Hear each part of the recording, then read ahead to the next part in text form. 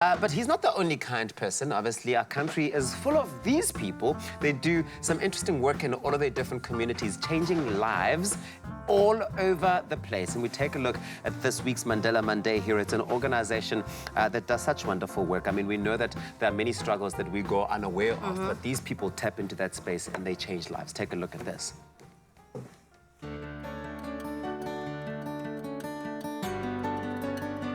For many differently abled people, the rehabilitation process can be a taxing one physically, mentally, but also financially. And now, with the aim to contribute to a more supportive and inclusive society, Walking with Brandon organization was born, and that's why they are today's Mandela Monday heroes. How's it?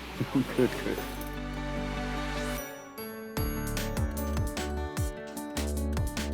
Through the stories of these patients, the aim is to inspire hope so that others see a potential for recovery which they never thought possible. So, Brandon, you were a gymnast and you suffered an injury that led you to being differently abled. Tell us about your story and what led you to becoming co-owner of this amazing space here, Walking with Brandon. I never imagined my life to ever go in this direction.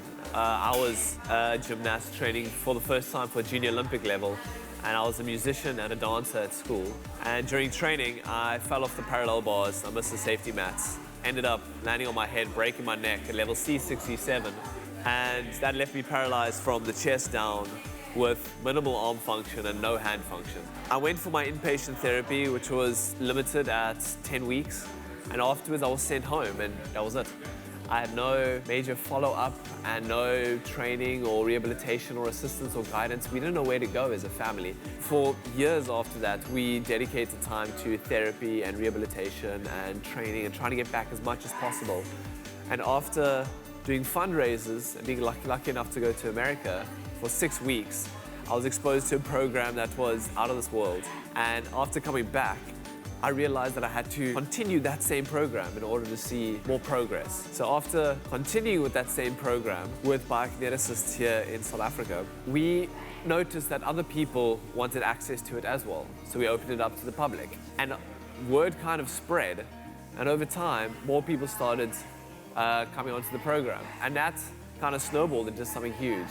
So 2015, we decided to give it a name, which is now Walking with Brandon, because I want others to walk this journey with me. Brandon's father and executive chair of the foundation knows the value of patients regaining independence to pursue their goals and enjoy their lives. Tell us specifically about the work that you do here at Walking with Brandon. Walking with Brandon Foundation focuses on making neurological rehabilitation accessible to all people. The foundation specifically focuses on the fact that it should be a right and not a privilege to everybody. The fact that there's no neuro rehab available, or should I say there has not been anything available up until now. They get told that there's no future of recovery. We've changed that. We've turned that on its head now, and we've turned around and said, but there is chance of recovery, from getting a little pinky finger movement back, to as much as getting some kind of hand function or arm function back, to some patients even walking again.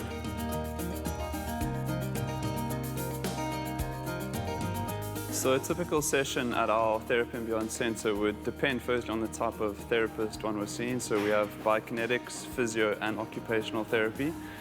So the patients would normally discharge from hospital and then brought across in those early phases. So depending on who you're seeing, the session can vary widely. So your biokinetics would be more your strength training, cardiovascular training. The physiotherapy might be more mobility work or regaining smaller movements.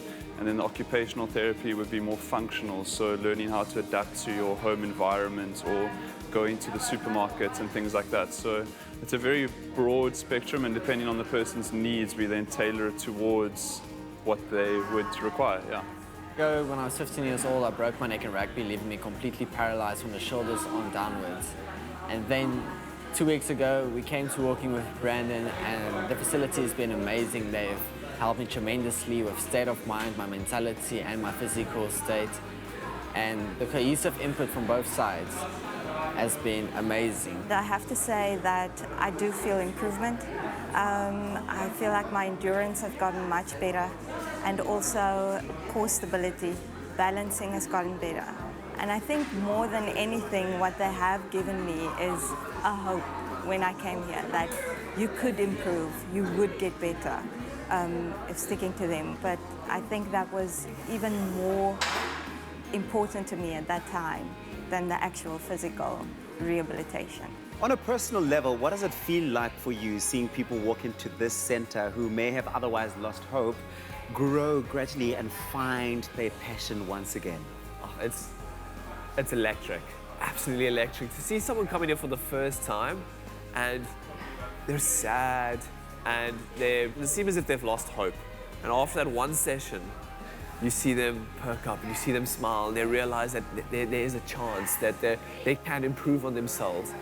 And down the line, when you get to know them and you create rapport with them, and to see them improve, maybe to take their first steps 4 or 5 years later, and they've been wheelchair bound, it's the most powerful feeling ever to share with a person. They light up like nothing you'll ever experience. If Brandon missed out on the Junior Olympics, he's resolved to compete in the Paralympics, all while growing this facility to becoming Africa's premier outpatient rehab center, based on advanced medical science, a holistic approach to recovery and accessibility for all.